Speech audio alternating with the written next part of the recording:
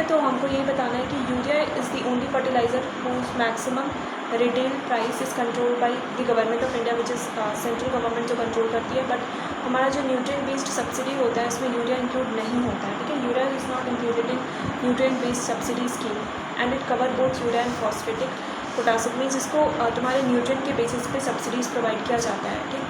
So option 1 is correct, second is wrong. With reference to payment bank in India consider the following statement. Question number 6 का option number A, that is 1, 2 and 3.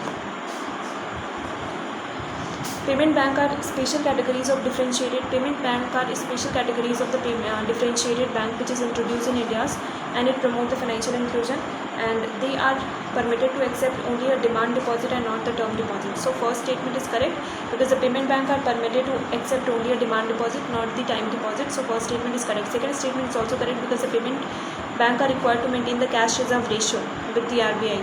So payment bank are required to maintain the cash reserve ratio with the RBI. Similar to other bank.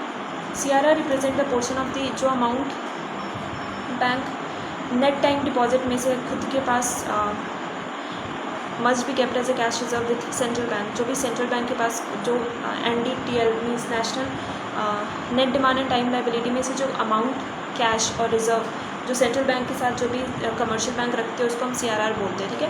Payment bank are mandated to invest at least 75% of their demand deposit balance in government securities और treasury bill. So यहाँ बोल रहा है कि payment bank are mandated to invest at least 75% of their demand deposit balance in the government securities और the treasury bill.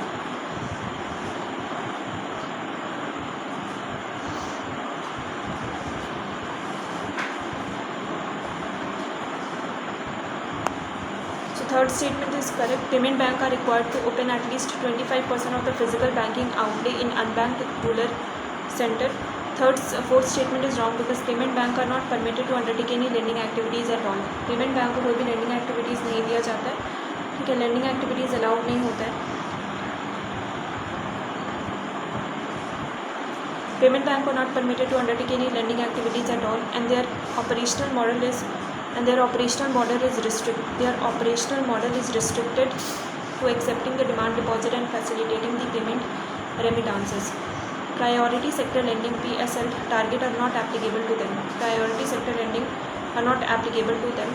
Priority sector lending target of from 75 to 60% announced in June 2025, and it is only for the small finance bank. किसके लिए है? Small finance bank के लिए है, priority sector lending के लिए नहीं है। They must be open at least 25% of their physical banking outlet in unbank rural sector, ये करेक्ट है, ठीक है। क्वेश्चन नंबर 61 क्या बोल रहा है? 61 बोल रहा है with reference to the classification of the goods in economy consider the following: national defence, cinema hall, public park, toll highway and street lighting. Which of the following is a public good? कौन सा public good है? तो सबसे पहले cinema hall नहीं होगा, public park होगा, street lighting होगा, नेशनल डिफेंस होगा। आई गेस ओनली 3 या चाहिए। हाँ, तो यहाँ पे क्या बोल रहा है? पब्लिक, इसमें क्या होगा? इसमें फर्स्ट नेशनल डिफेंस होगा, सिनेमा हॉल नहीं होगा, it is not a public good, तो ये नहीं होगा। पब्लिक पार्क होगा, टोल हाईवे नहीं होगा, it is not a public good, toll mark is excludable and this is club goods, ठीक है। टोल नहीं होगा, टोल हाईवे नहीं होगा, it is not a public good, street lightning होगा, ठीक है। Next question number 62 with reference to the marginal cost of fund based lending rate MCLR, marginal cost of lending rate, marginal cost of fund based lending rate consider the following statement: it is a minimum interest rate below which the commercial bank are not generally permitted to lend. True. First statement is correct. It is directly linked to the repo rate, and any change in the repo rate automatically change the marginal cost of lending rate. Marginal cost of lending rate framework was introduced by the Reserve Bank of India to replace the external bench of lending rate. No, external bench of lending rate को कोई ऐसा नहीं है कि replace करके लाया गया, ये तुम्हारा बेस रेट को हटाकर लाया गया, ठीक है। बेस रेट को हटाकर लाया गया। तो क्वेश्चन नंबर 62 में क्या बोला है? 62 में बोला है कि third statement is incorrect because MCR marginal cost of lending rate, MCLR जो है marginal cost of lending rate was introduce by RBI in April 2016 and it replace the base rate system, not the EBLR, which is external benchmark lending rate. EBLR को हटा के नहीं दिया गया, बस base rate को रिप्लेस करके दिया गया, ठीक है। इसमें ये इंपॉर्टेंट है कि it is a minimum interest rate below which the commercial bank are not generally permitted to lend. With reference to the Indian economy, consider the following: financial instrument traded on India International Exchange (IFSC) Limited, mutual fund traded on recognized stock exchange like BSE and NSE, trading in virtual digital assets such as Bitcoin, commercial derivatives. How many of the above are regulated by the SEBI? इसमें से SEBI को कौन regulate और manage करता है? So mutual fund are regulated by SEBI, commercial derivative are regulated by SEBI, virtual asset is not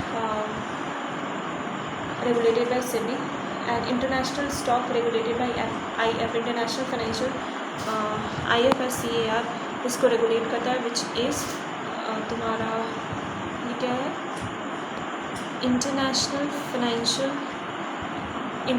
exchange limited means financial instrument traded on India international exchange limited और international exchange financial limited. It is not regulated by SEBI, तो second wrong हो गया। Mutual fund SEBI regulate करता है, और fourth commodity derivative भी वो regulate करता है, ठीक है।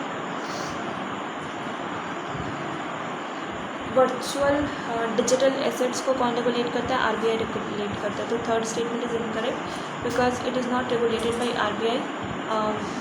Trading in virtual digital assets such as Bitcoin not regulated by SEBI. Virtual digital asset cryptocurrency like Bitcoin is not recognized as security. Sorry. Virtual digital asset, for example, digital coins और वो सब होगा। Virtual digital assets होता है वो कौन regulate करता है? इट इज़ अनरिकॉग्नाइज और not recognise as security in India. They do not follow in the कोई भी कंट्रोल नहीं करता है, ना ही RBI कंट्रोल करता है, ना ही SEBI कंट्रोल करता है। So option 2 only option 2 statement option 2 is correct, only 2 option is correct. Germany has replaced Japan as the world largest creditor nation, ending a Japan third decade-long dominance in net external assets. There have been an increase in the bond yield in Japan, lending to large-scale foreign outflow from Japan to another countries. नहीं पता इसका answer, हमने नहीं की थी। Question number 65 का option है D, neither one nor two। क्यों?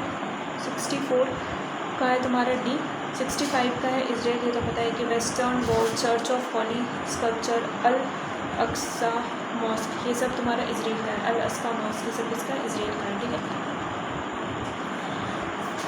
क्वेश्चन नंबर 66 क्या बोल रहा है? 66 बोल रहा है public provident fund, national saving certificate, Sukanya Samriddhi account, senior citizen saving pension, Kisan Vikas पत्र, ये सारा ही जो है वो तुम्हारा स्मॉल सेविंग स्कीम है, ठीक है। 66 का ऑप्शन डी होगा, बट हम क्या किए थे? ऑप्शन ओनली 3 किए थे, बोल रहे वही। लेकिन इसमें से public provident fund, Sukanya Samriddhi योजना, नेशनल सेविंग सर्टिफिकेट, किसान विकास पत्र, सबको ही तुम्हारा स्मॉल सेविंग स्कीम होता है। With reference to the National Manufacturing Mission considered the following statement. It was announced in the Union Budget. National Manufacturing Mission जो है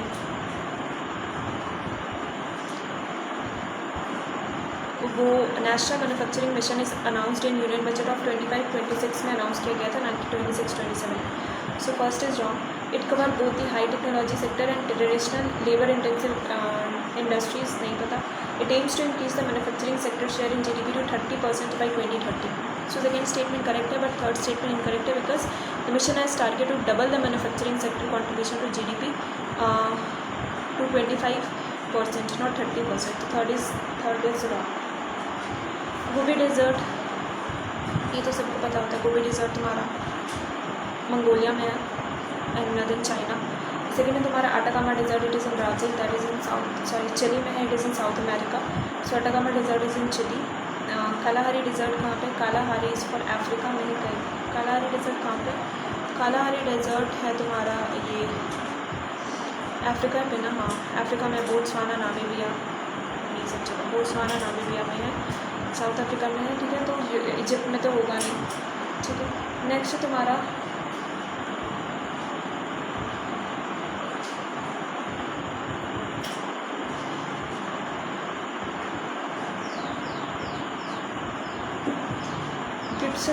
गिब्सन डेजर्ट कहाँ पे? ऑस्ट्रेलिया। गिब्सन एंड सब्शन जो है वो तुम्हारा ऑस्ट्रेलिया में। Question number 69, the marginal productivity of the labour is 0. सो इसका आंसर बी होगा. ये तो ईजी है, बट हमको लगा था ए होगा, बट ऑप्शन बी है. District as export hub initiative in India. Consider the following statement. It select the goods exclusively from this micro, small, medium enterprises for export potential. It aims to encourage the sale from each district exclusively in the international market. Services are not identified for export potential at the district level under this initiative. Which of the following given above is or are correct? So यहाँ पे question number 17 में क्या बोला है? 17 में बोला है कि ऑप्शन डी होगा, none of the above, because a district as export hub is initiative in India and consider the following statement. It select a good exclusively for the micro, small and medium enterprises for export potential. So first is incorrect because products are not selected exclusively for the MSME sector. The initiative identified the product services with export potential from all districts. In consultation with stakeholder, it explicitly covered the agriculture product, handicraft, forest produce, minerals, pharma, ceramics, etc., benefiting the producers, farmers and MSME. While it does not empower the MSME and small manufacturer, there is no exclusivity of the MSME sector alone. The initiative aims to mobilize any entity and cooperative that has a potential to contribute to the district export volume. The initiative identified the high export potential sector at the district level, such as agriculture cluster, toy cluster, GI product, etc.